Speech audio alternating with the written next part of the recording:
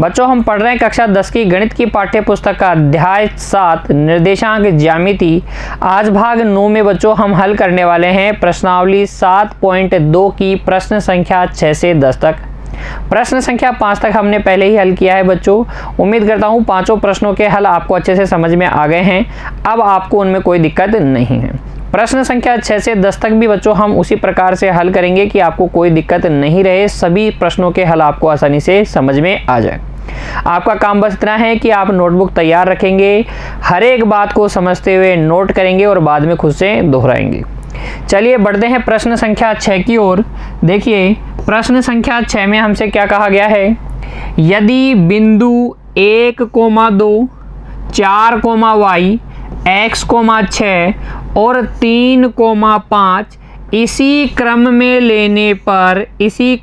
लेने पर एक समांतर चतुर्भुज के शीर्ष हों तो x और y ज्ञात कीजिए।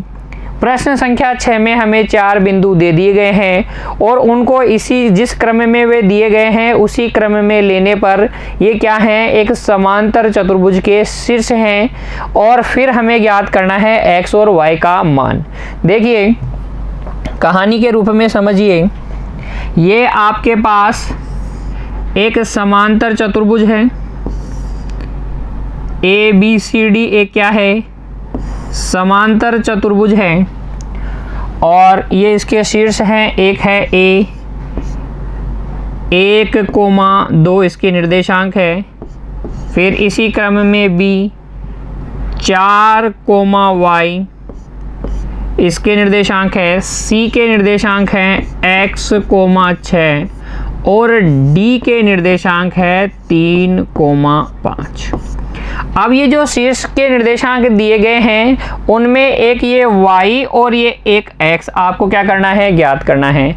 जब भी समांतर चतुर्भुज और निर्देशांकों की बात होगी बच्चों, आपको एक बात याद आनी चाहिए कि समांतर चतुर्भुज के विकर्ण परस्पर क्या करते हैं, समद्विभाजित करते हैं। अर्थात अगर मैं कहूँ तो ये जो बिंदु A और C है, इससे ये जो विकर्ण बन रहा है AC, इसका मध्य बिंदु A और C को मिलाने वाले रेखाखंड AC का मध्य बिंदु वही है जो B और D को मिलाने वाले रेखाखंड BD का मध्य बिंदु है। क्यों, कारण आपको बताया है बच्चों मैंने कि समांतर चतुर्भुज के विकर्ण परस्पर क्या करते हैं, समद्विभाजित करते हैं। ये AO ये OC के बराबर होगा, ये BO इस OD के बराबर होगा। O कहाँ है, ये दोनों विकर्णों का प्रतिच्छेद बिंदु है। आपको x और y के मान ज्ञात करने हैं। समझ में आया प्रश्न में क्या कहा गया है और क्या पूछा गया है? तो देखिए इस प्रश्न के हल में आप लिखिए, हम जानते हैं कि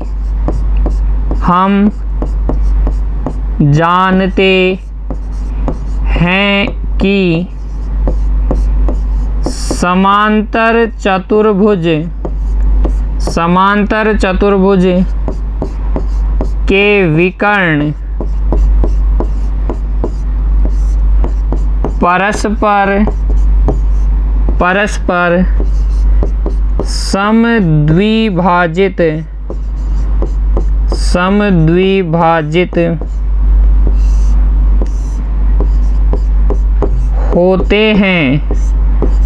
समद्विभाजित होते हैं। अतः AC का मध्य बिंदु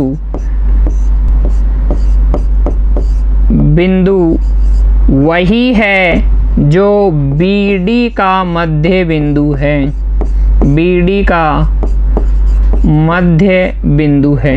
AC का मध्य बिंदु वही है जो BD का मध्य बिंदु है। दोनों का मध्य बिंदु O ही है और हमें पता है मध्य बिंदु के निर्देशांक का सूत्र क्या होता है, x1 + x2/2 और y1 + y2/2। x निर्देशांक तो क्या हो जाएगा, बिंदु O के लिए अगर मैं AC का मध्य बिंदु देखूं तो x1 + x2/2 और y निर्देशांक हो जाएगा y1 + y2/2। ये x1 y1 हो जाएंगे और ये x2 y2 हो जाएंगे।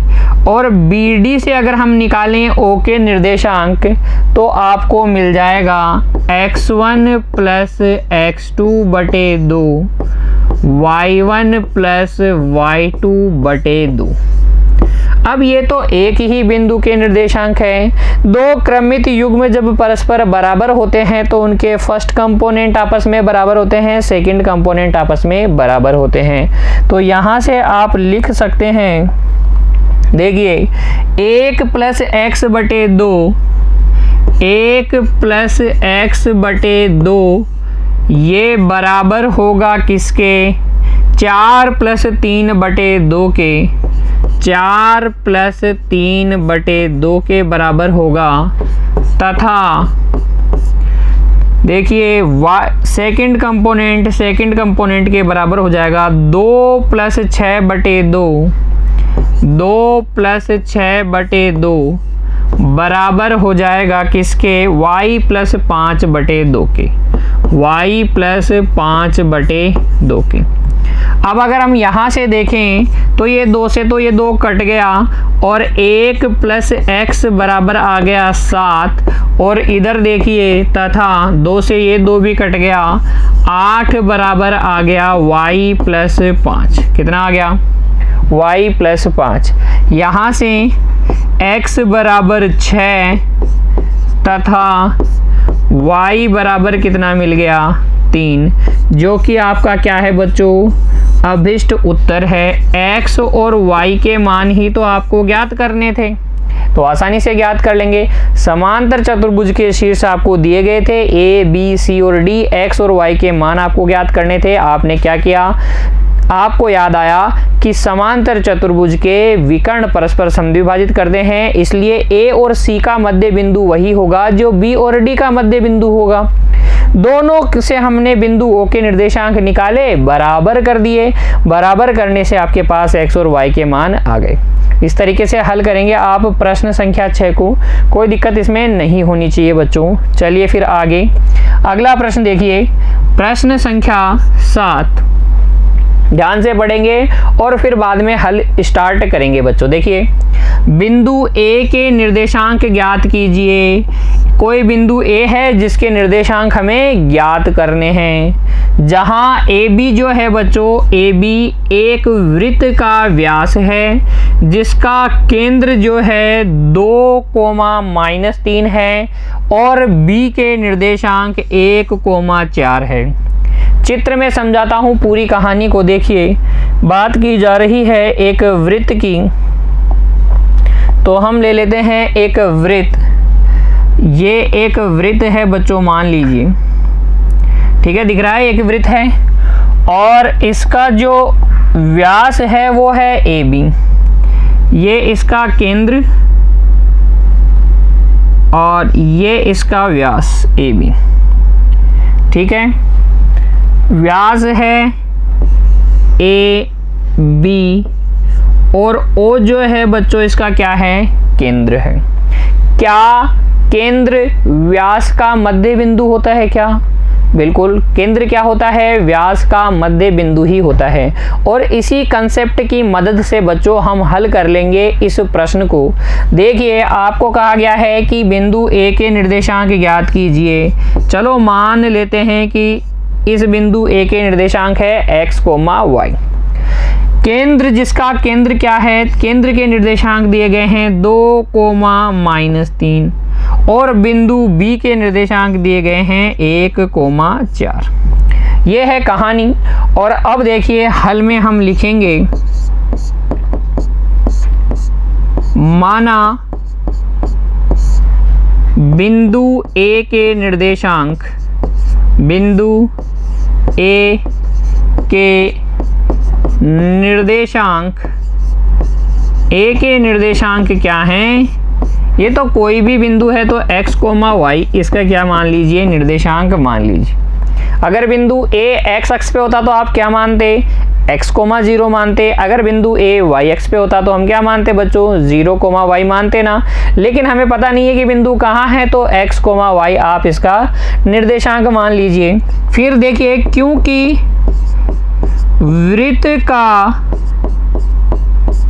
केंद्र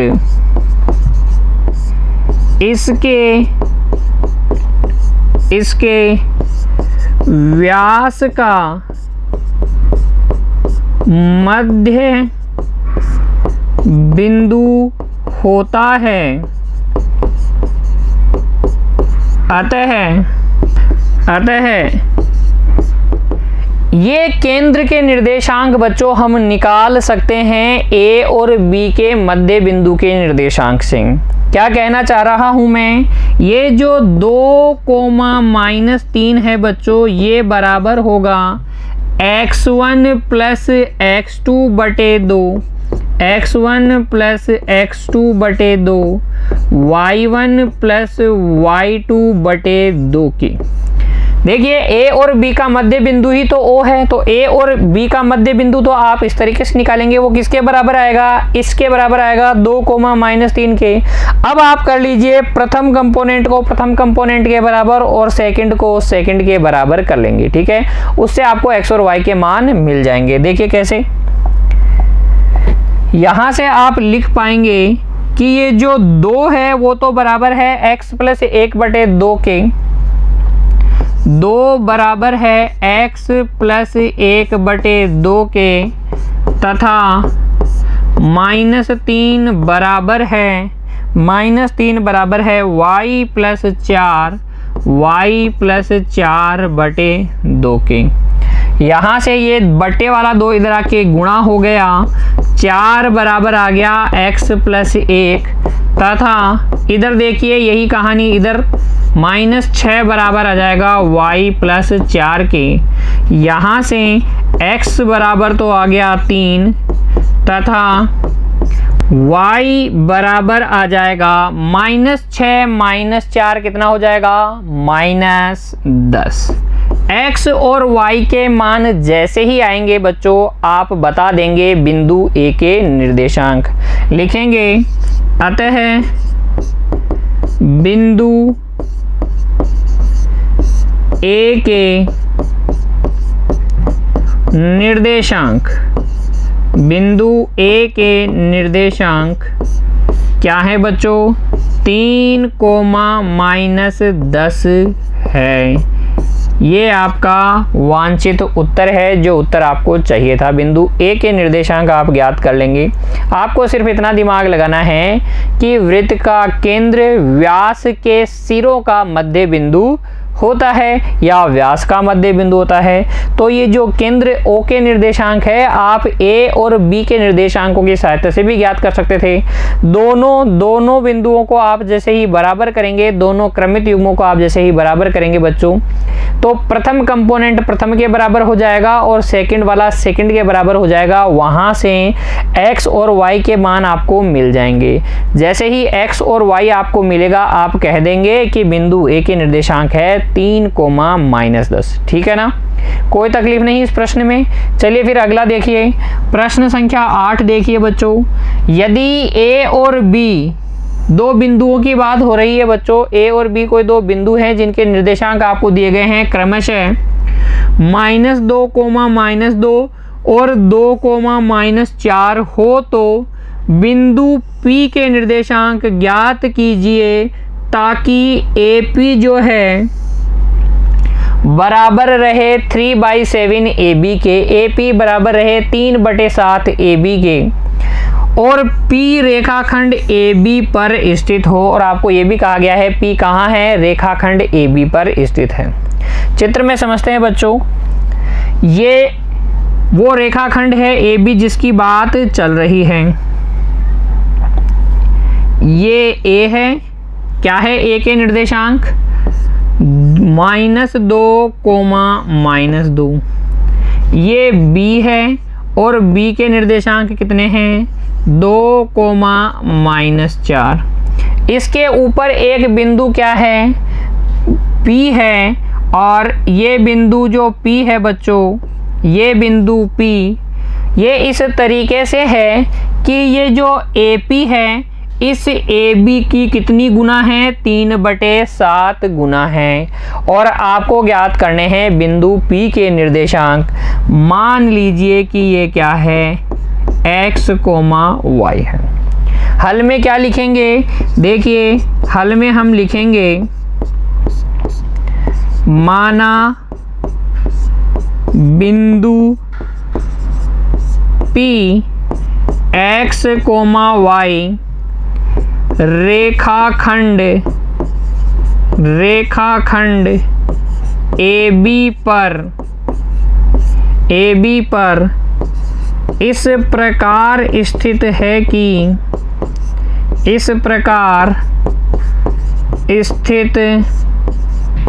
कि AP जो है बराबर है 3/7 AB के, जहाँ बिंदु A और B के निर्देशांक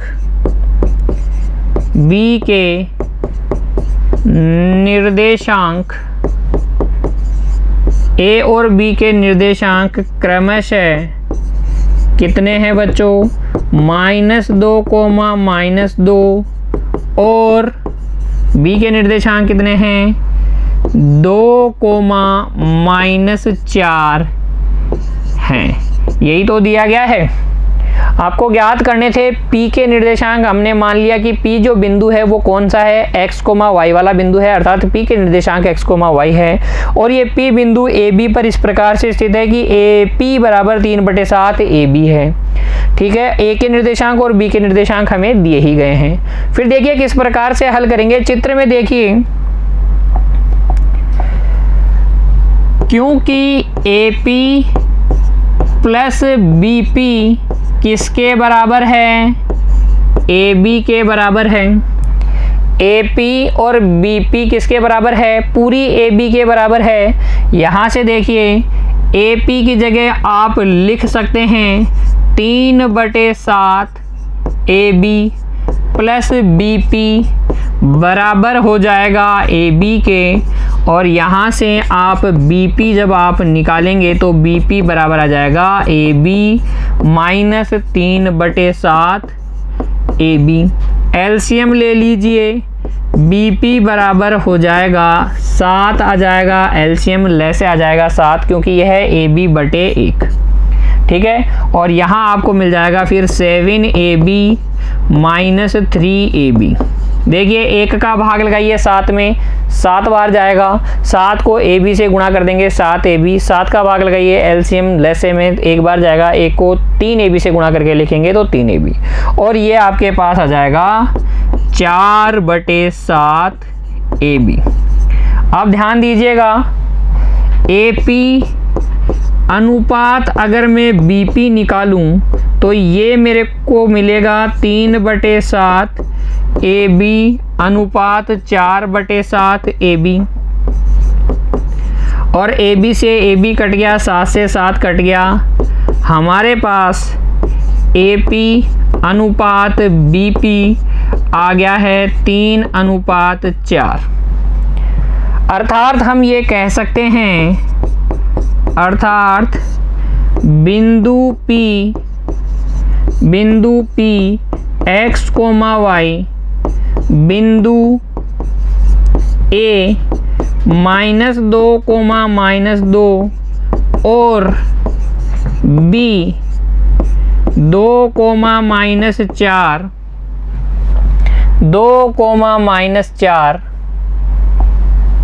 को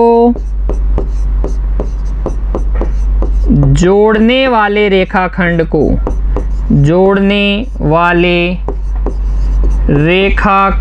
को 3/4 में विभाजित करता है।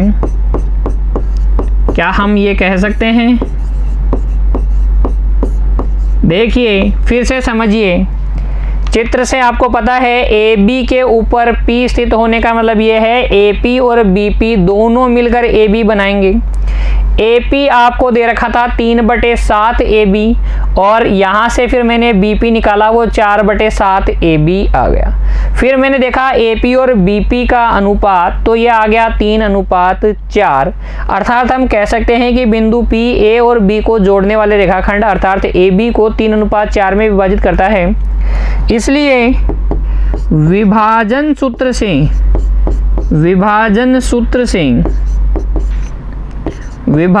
सूत्र से हम लिख सकते हैं पी एक्स कोमा वाई बराबर m1x2 प्लस m2x1 बटे m1 plus m2 coma m1y2 plus m2y1 बटे m1 प्लस m2 होगा। भाई इस विभाजन करने 3:4 में विभाजित करने वाले बिंदु के निर्देशांक हम कैसे निकालेंगे? विभाजन सूत्र से हम लिख सकते हैं पी एक्स कोमा वाई बराबर होगा m1x2 प्लस m2x1 बटे m1 plus m2 m1y2 plus m2y1 बटे m1 plus m2।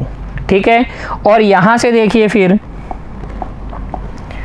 P x comma Y बराबर हो जाएगा m1 कितना 3, x2 कितना है बच्चों? देखिए 3:4 है ना, 3:4 में विभाजित कर रहा है तो m1 m2 हो गया। ये x1 y1, ये x2 y2। x2 कितना है 2 और x1 कितना है -2। ये तो हो गया 2 प्लस m2 4, x1 कितना -2 बटे m1 प्लस m2। ठीक है, इस सूत्र में ही तो रखा है m1 x2 plus m2 x1 बटे m1 प्लस m2। x1 का मान है -2, x2 का मान है +2। ऐसे ही देखिए फिर इसमें रखते हैं m1 y2, m1 3, y2 कितना है? y2 है बच्चों आपके पास में -4, y2 है -4 प्लस m2 y1 है -2 बटे m1 प्लस m2। ठीक है, और यहाँ से पी एक्स कोमा वाई बराबर आ जाएगा 6 - 8 बटे 7 कोमा -12 - 8 बटे 7, अर्थात ये आपको मिल जाएगा -2 बटे 7 कोमा -20 बटे 7। बिंदु P के निर्देशांक आ जाएंगे -2 बटे 7 कोमा -20 बटे 7। देखिए क्या पूछा गया था आपको कि P के निर्देशांक ज्ञात कीजिए, वही आपने ज्ञात किए। कैसे? आपने माना कि P के निर्देशांक x कोमा y है और ये P AB पर इस प्रकार से स्थित है कि AP बराबर 3/7 AB है। A और B के निर्देशांक आपको दिए गए हैं। फिर चित्र से हमें पता है कि AP प्लस BP AB के बराबर होगा। यहाँ से BP निकाला, AP और BP का अनुपात निकाला, 3:4 आ गया। हमें पता चल गया कि बिंदु P A और B को जोड़ने वाले रेखाखंड को 3:4 में विभाजित करता है। और विभाजन बिंदु के निर्देशांक हम विभाजन सूत्र से निकालते हैं। विभाजन सूत्र आपके सामने है, आपको याद भी होगा बच्चों। P x कोमा y बराबर होता है m1x2 प्लस m2x1 बटे m1 प्लस m2। और कोमा y निर्देशांक कैसे निकालेंगे? m1y2 प्लस m2y1 बटे m1 प्लस m2। ठीक है, इस सूत्र में हमने m1x2 m2x1 m1 m2 और m1y2 प्लस m2y1 और m1 प्लस m2 सबके मान भरे। जैसे ही मान भरेंगे P के निर्देशांक आ जाएंगे और हम लिख देंगे अतः बिंदु P के निर्देशांक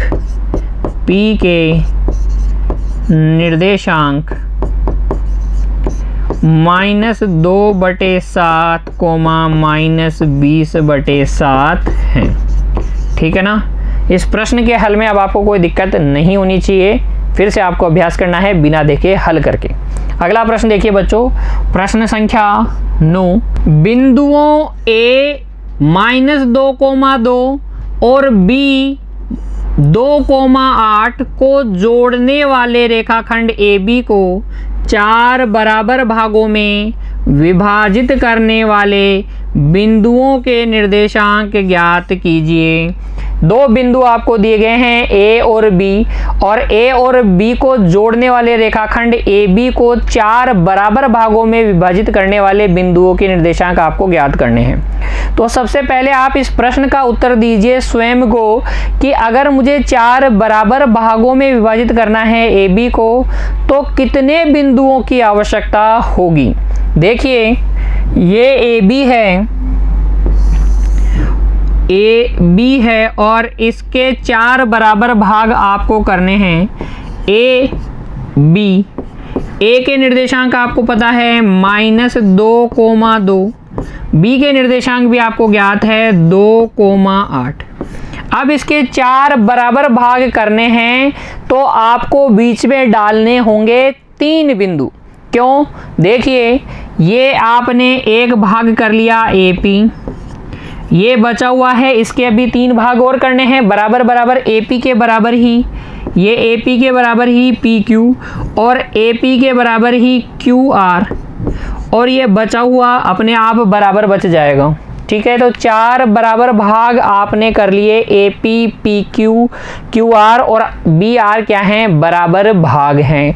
अर्थात हमने इस ए बी को 4 बराबर भागों में बांट लिया है, 1:1:1:1:1 में विभाजित कर लिया है। ये 1:1:1 किसके अनुपात हैं? A P P Q Q R और आर बी के, अर्थात ये सारे बराबर हैं। ठीक है ना? 4 बराबर भाग करने के लिए आपको 3 बिंदु डालने पड़ेंगे बीच में, और इन तीनों बिंदुओं के निर्देशांक ही हमें क्या करने हैं? ज्ञात करने हैं। चलिए हम इन विभाजन करने वाले बिंदुओं के निर्देशांक ज्ञात करेंगे किस सूत्र की सहायता से? विभाजन सूत्र की सहायता से। लेकिन हमें पता होना चाहिए जो विभाजन कर रहा है वो बिंदु ए बी को किस अनुपात में विभाजित कर रहा है। तो अगर आप ध्यान से देखेंगे तो बिंदु P जो है, P बिंदु इस पूरे ए बी को 1:3 में विभाजित कर रहा है क्या? देखिए, ए पी 1 है और पी बी कितना है? 3 भाग हैं, तो 1:3। और क्यू के लिए अगर मैं देखूं तो ये 2 भाग हैं, और क्यू बी भी कितने हैं? 2 भाग हैं, तो ये 2:2 अर्थात 1:1। और आर के लिए आप खुद ही समझ जाएंगे कि ये तो 3:1 है। ठीक है, तो आपके पास P के लिए, Q के लिए, R के लिए, सबके लिए M1:M2 भी है, X1 Y1 भी है, X2 Y2 भी है। तो कोई दिक्कत है क्या? इन बिंदुओं के निर्देशांक तो हम आसानी से ज्ञात कर लेंगे। और अपने उत्तर को लिखेंगे कैसे? अब देखिए कैसे लिखना है आपको। ये आकृति आप बना दीजिए और फिर अपने हल में लिखिए,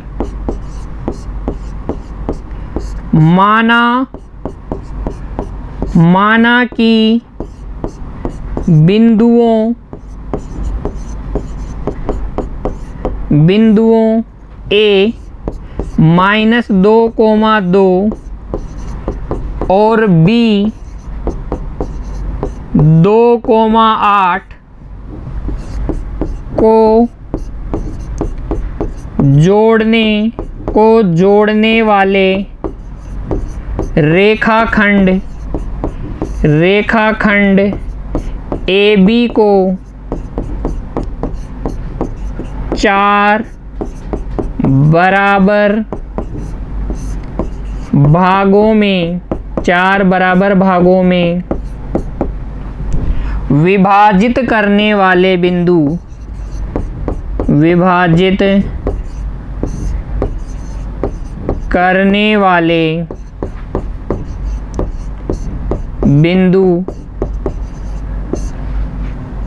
क्रमशः P, Q और R हैं। P, Q और R हैं। देखिए आकृति में लिख देंगे बच्चों, देखिए आकृति में, ताकि जो एग्जामिनर है उसको हमारी कॉपी देखते ही समझ में आ जाए कि हमें इस प्रश्न का उत्तर बहुत अच्छे से आता है। देखिए आकृति को देखते ही वो समझ जाएगा कि बच्चे को पूरी बात पता है। P, Q और R 3 बिंदु चाहिए होंगे 4 बराबर भागों में विभाजित करने के लिए। यहाँ पर फिर हम आगे लिखेंगे, बिंदु P के लिए M1:M2 बराबर होगा 1:3, क्योंकि बिंदु P AB को 1:3 में विभाजित कर रहा है। ठीक है, हम लिखेंगे बिंदु P के लिए M1:M2 कितना है? 1:3 है। विभाजन सूत्र से बिंदु P के निर्देशांक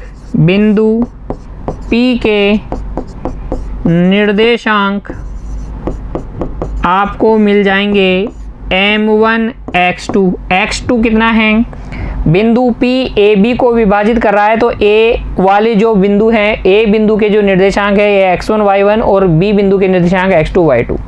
x2 कितना है, 2 है, x2 है 2 प्लस m2 x1 कितना है, -2, x1 है -2 बटे m1 plus m2 coma y निर्देशांक कैसे निकालोगे। देखो y निर्देशांक के लिए m1 y2 कितना है, y2 है 8 प्लस m2 y1 कितना है, y1 है 2 बटे m1 प्लस m2। ठीक है, और यहाँ से 2 -6 बटे 4 हो जाएगा। क्या ये 2 एकम 2, 3 दूनी 6, वो भी माइनस का, कोमा 8 प्लस 6 बटे 4 और ये आपके पास आ जाएगा -4 बटे 4 का मतलब हो गया माइनस का 1। देखिए 2 में से 6 गया -4 में 4 का भाग लगाएंगे माइनस का 1।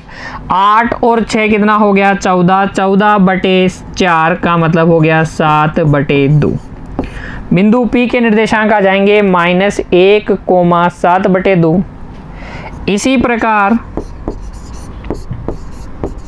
इसी प्रकार देखिए बिंदु Q के लिए m1 अनुपात m2 हो जाएगा 2:2 अर्थात 1:1। मैं ये भी कह सकता हूँ कि जो बिंदु Q है वो AB का मध्य बिंदु होगा। अरे 4 बराबर भागों में बांटना है तो पहले 2 बराबर भागों में बांट लो, फिर इसके जो आधा हिस्सा है इसके भी 2 कर लो, इसके भी 2 कर लो, 4 हो जाएंगे ना। तो Q क्या है, मध्य बिंदु है। और Q के लिए क्या हो जाएगा, m1 अनुपात m2 1:1 आ जाएगा। और बिंदु Q के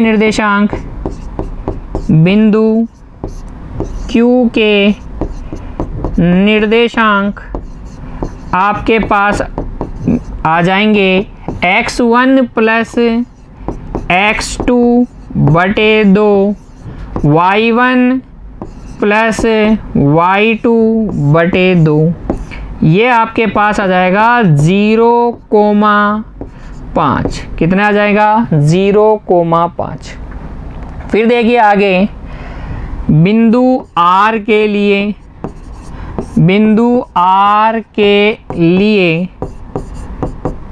m1 अनुपात m2 हो जाएगा 3:1। और बिंदु R के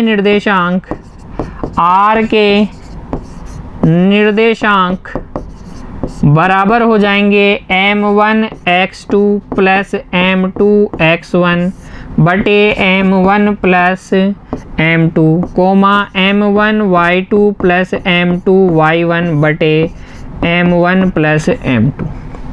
x2 x1 का मान बताइए।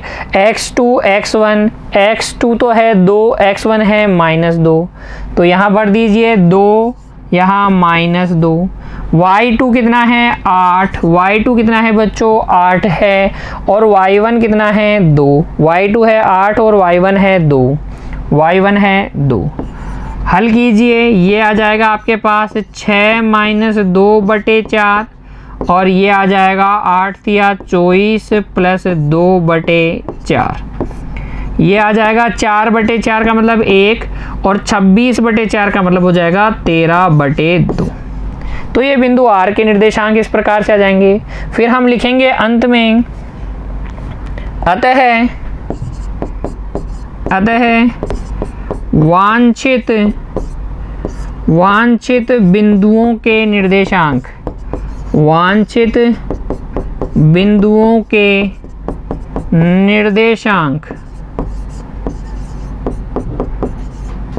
वो हो जाएंगे, पहला तो बिंदु कौन सा था, -1,7/2। दूसरा जो बिंदु है वो है 0,5 तथा तीसरा जो बिंदु है वो है 1,13/2। क्या हम इस प्रश्न का उत्तर और कई तरीकों से दे सकते थे? बिल्कुल दे सकते थे। कैसे? जरा सोचिए, क्या मैं सबसे पहले Q के निर्देशांक निकाल लेता मध्य बिंदु का सूत्र लगा के, तो Q के आ जाते। फिर P के निर्देशांक भी मैं निकाल सकता था मध्य बिंदु के सूत्र की सहायता से, क्योंकि जो P है वो A और Q का मध्य बिंदु होगा। ऐसे ही R के निर्देशांक हम कैसे निकाल सकते थे? Q और B का मध्य बिंदु है कौन? R। ठीक है, तो करने के कई सारे तरीके हैं, लेकिन इस तरीके से आप लिख देंगे तो आसान बन जाएगा। प्रश्न संख्या 9 का हल, सबसे पहले आप लिखेंगे कि माना कि बिंदुओं A और B को मिलाने वाले या जोड़ने वाले रेखाखंड AB को 4 बराबर भागों में विभाजित करने वाले बिंदु क्रमशः P, Q और R है। फिर P के लिए, Q के लिए और R के लिए M1:M2 आप देख लीजिए आकृति में से, और फिर आप विभाजन सूत्र का प्रयोग कीजिए और तीनों बिंदुओं के निर्देशांक निकाल लीजिए। इस प्रकार से आपके पास तीनों बिंदुओं के निर्देशांक आ जाएंगे, कहीं कोई दिक्कत आपको नहीं रहेगी बच्चों। बढ़ते हैं आखिरी प्रश्न की ओर। आखिरी प्रश्न, प्रश्न संख्या 10, एक समचतुर्भुज का क्षेत्रफल ज्ञात कीजिए। हमें समचतुर्भुज का क्षेत्रफल ज्ञात करना है जिसके शीर्ष इसी क्रम में 3,0, 4,5, -1,4 और -2,-1 है। और बच्चों आपको संकेत भी दिया गया है कि समचतुर्भुज का क्षेत्रफल क्या होता है? 1/2 गुणा विकर्णों का गुणनफल। समचतुर्भुज का क्षेत्रफल का सूत्र आपको याद होना चाहिए बच्चों। एग्जाम में हो सकता है कि जैसे किताब में आपको संकेत दिए जाते हैं ना, वैसे परीक्षा में नहीं दिए जाएंगे।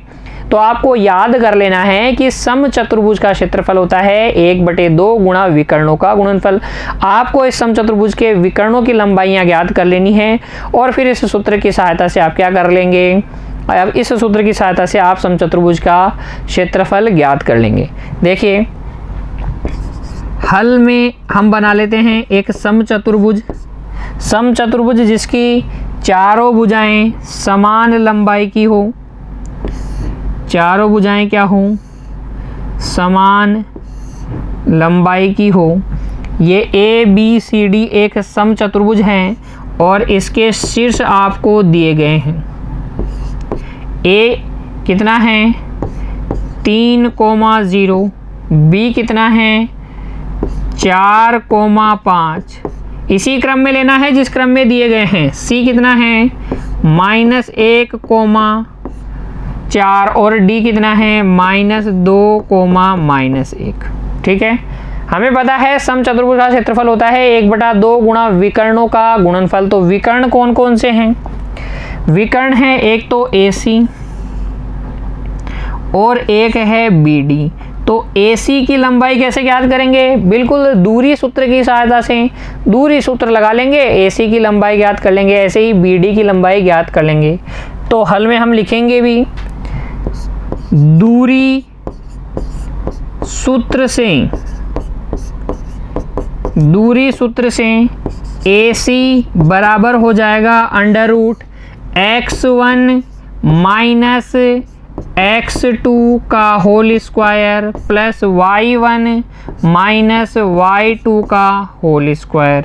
ये हो जाएगा, देखिए 3 माइनस माइनस 1 3 प्लस 1 4, 4 का स्क्वायर 16, इधर -4 का स्क्वायर 16, 16 और 16 हो गया 32, और 32 का जब आप रूट निकालेंगे तो यह जाएगा 4√2। कितना आ जाएगा? 4√2 मात्रक। सेंटीमीटर है तो सेंटीमीटर, मीटर है तो मीटर, किलोमीटर है तो किलोमीटर। AC की लंबाई तो आ गई है 4√2 मीटर, 4√2 मात्रक। और उसके बाद में देखिए BD के लिए भरिए √x1 माइनस x2 का होल स्क्वायर, 4 माइनस 2 का होल स्क्वायर, 4 माइनस 2 का whole square plus y1 minus y2 का होल स्क्वायर, 5 माइनस 1 का होल स्क्वायर। 5 माइनस माइनस 1 का whole square, x1 minus x2 का whole square plus y1 minus y2 का whole square. ठीक है, यहाँ से बी डी आ जाएगा अंडर रूट 6 का स्क्वायर 36, ये भी 6 का स्क्वायर 36 और ये आ जाएगा आपके पास 6 रूट 2 मात्रक, 6 रूट 2 मात्रक। विकर्णों की लंबाई आपने निकाल ली। फिर हम लिखेंगे क्योंकि सम चतुर्भुज का क्षेत्रफल, सम चतुर्भुज का क्षेत्रफल ये होता है 1/2 गुणा विकर्णों का गुणनफल, विकर्णों का गुणनफल। तो यहाँ से क्षेत्रफल आ जाएगा 1/2 गुणा विकर्णों का गुणनफल 4 रूट 2 गुणा 6 रूट 2। ये रूट 2 और रूट 2 को गुणा करेंगे तो कितना आ जाएगा, 2 आ जाएगा, जिसको इस 2 से काट लीजिएगा। ये आ जाएगा 4 गुणा 6 अर्थात 24 वर्ग मात्रक। कितना आ जाएगा, 24 वर्ग मात्रक। जो ये सम चतुर्भुज है बच्चों, जिसके कि शीर्ष क्या है, इसी क्रम में 3,0, 4,5, -1,4 और -2,1 हैं। इसका क्षेत्रफल आएगा 24 वर्ग मात्रक। कोई दिक्कत नहीं है ना प्रश्न संख्या 10 में भी। तो बच्चों आपकी प्रश्नावली 7.2 यहाँ होती है समाप्त। उम्मीद करता हूँ सारे प्रश्न आपको अच्छे से समझ में आ गए हैं, आपने मेरे साथ हल किए हैं और अब आप सारे प्रश्नों का दोबारा से बिना देखे दोहरान करेंगे बच्चों। बार बार हल करते रहिए बच्चों हर एक प्रश्न को। मिलते हैं अगली कक्षा में, तब तक के लिए खुश रहिए, पढ़ते रहिए। धन्यवाद।